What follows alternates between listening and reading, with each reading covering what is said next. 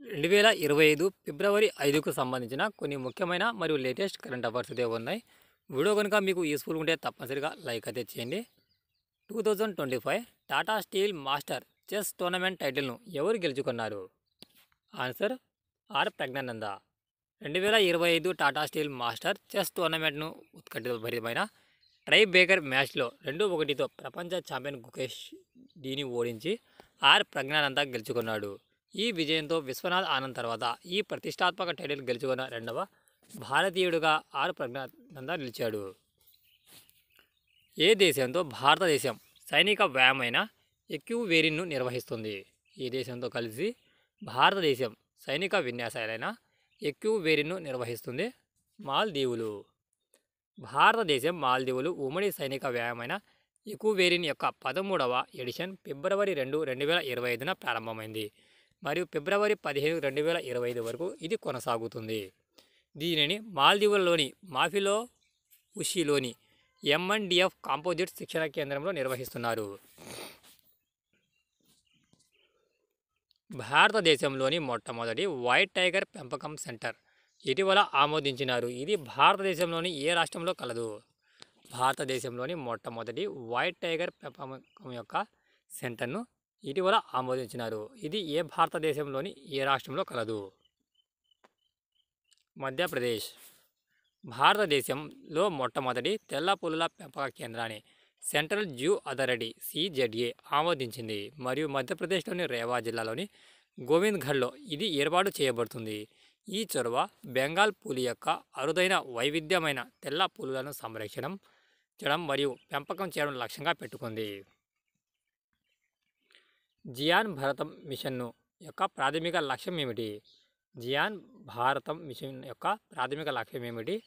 కోటి మాన్యుస్క్రిప్ట్ల పరిరక్షణ మరియు డాక్యుమెంటేషన్.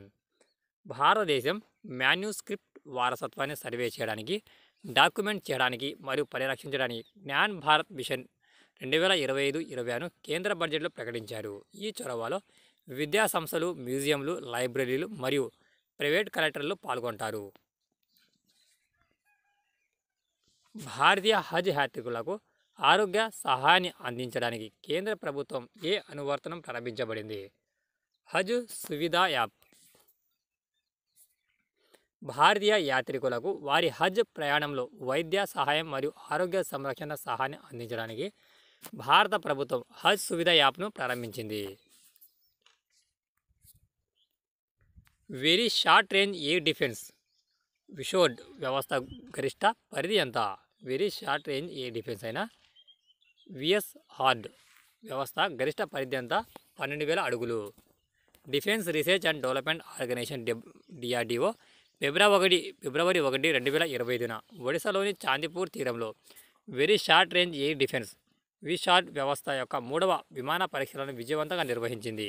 ఈ పరీక్షలు డ్రోన్లతో సహా హైస్పీడ్, తక్కువ ఎత్తు లక్ష్యాలను అడ్డుకునే వ్యవస్థ సామర్థ్యాన్ని ప్రదర్శించాయి. విషార్డ్ వ్యవస్థ 250 మీటర్ల నుండి 6,000 మీటర్ల పరిధిని కలిగి ఉంది మరియు గరిష్టంగా 12,000 అడుగుల ఎత్తులో ఇది పనిచేయగలదు. ఇటీవల 60 మీటర్ల హార్డిల్స్ రేసులో కొత్త జాతీయ రికార్డు నెలకొల్పినది ఎవరు? ఆన్సర్ తేజస్ షిర్సే. ఫ్రాన్స్లో జరిగిన ఎలైట్ ఇండోర్ ట్రాక్ విరామస్ మీటింగ్లో 60 మీటర్ల హార్డిల్స్ రేసులో తేజస్ షిర్సే కొత్త జాతీయ రికార్డు నెలకొల్పాడు. ఫిబ్రవరి 1, 2025న అతను తన మునుపటి రికార్డును బద్దలు కొట్టి 7.64 సెకన్లలో ఆకట్టుకునేలా చేసి రజత పథకాన్ని సాధించాడు. ఇది ఈ సంవత్సరంలో అతని రెండవ రికార్డు. 67వ గ్రామీ అవార్డుల వేడుకలో భారత సంతతికి చెందిన అమెరికన్ గాయకురాలుకు అవార్డు దక్కింది. ఆమె యొక్క పేరేమిటి? చంద్రికా టాండన్. 67వ గ్రామీ అవార్డుల వేడుకలో భారత సంతతికి చెందిన అమెరికన్ గాయకురాలు చంద్రికా టాండన్కు గ్రామీ అవార్డు లభించింది. ఆమె రూపొందించిన Triveni album best new age ambient ఆర్చంట్ ఆల్బమ్ విభాగంలో ఈమెకు గ్రామీ అవార్డు లభించింది. మహాసముద్రాల వాతావరణ సమాచారం 10 రోజుల ముందే గుర్తించే వ్యవస్థను ఇన్కాయిస్ అందుబాటులోకి తెచ్చింది. ఈ సంస్థ యొక్క ప్రధాన కార్యాలయం ఎక్కడ కలదు?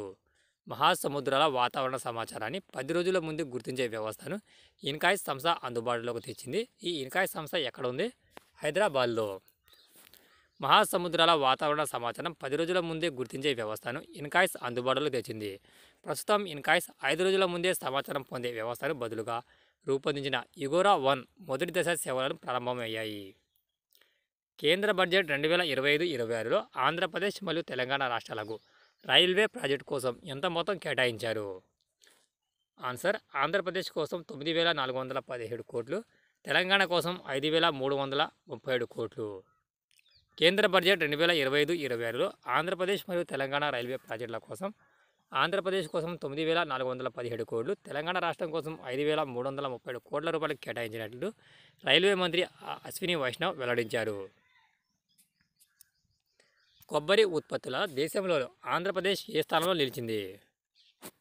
4వ స్థానం.